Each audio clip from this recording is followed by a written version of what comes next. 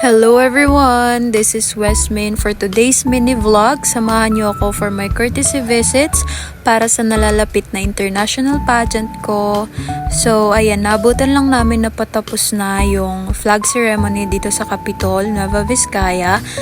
Then, ito yung look namin. I'm very proud na ako lang nag-makeup sa sarili ko dyan. Very fresh look lang. Pinapasok na din kami para maghintay lang na makapasok na din si Gov sa office.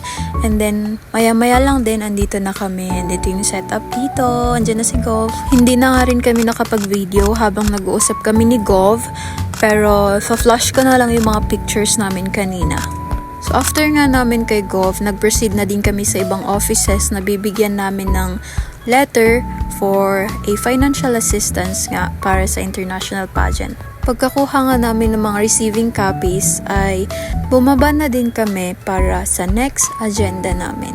So, ayan yung outfit natin for today. For the block lang tayo.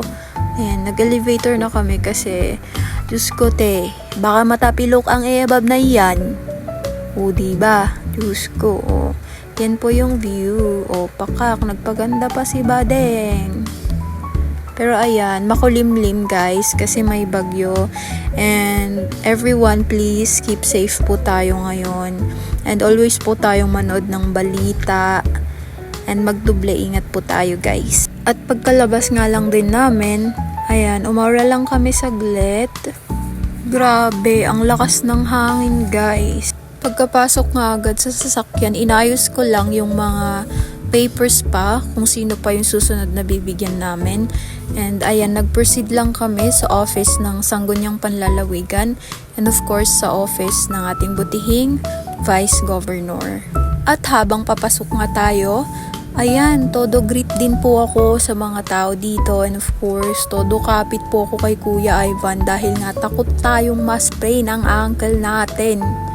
Diyos ko, paano tayo lalaban dito kung magkakaroon tayo ng spray, no? Ayan, kumapit pa si bakla. Tama lang yan, be.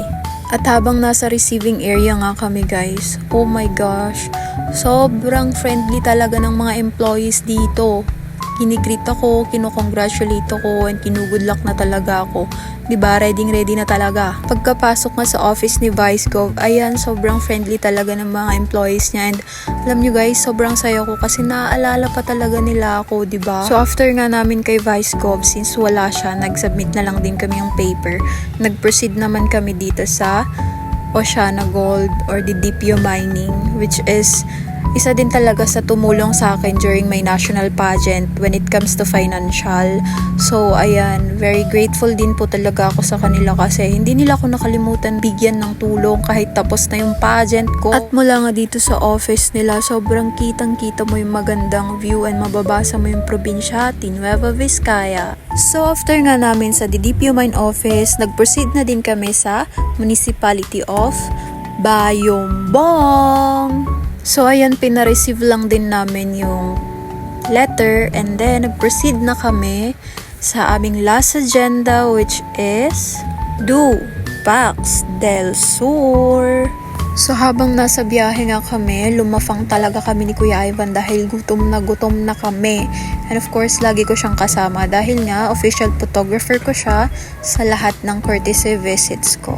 Alam nyo guys, yung ganitong panahon, sobrang sarap matulog, manood ng Netflix, kumain ng sopas.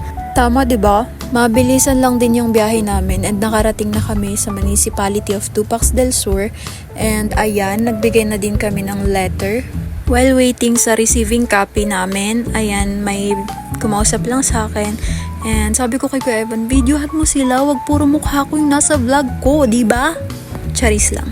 And tada! Sa wakas, natapos din lahat ng gagawin namin for today. And for the last time, umawra na naman ng above. Ayan si Kuya Ivan, napagod. Pagkarating nga lang din namin sa salon, nagpalit na ako at umawra na naman sa salamin, mahiwagang salamin ni Inang Jun. And naisipan nga namin mag-milk tea muna dahil nilibre kami ni Inang Jun sa pagod. Wow! Pagod!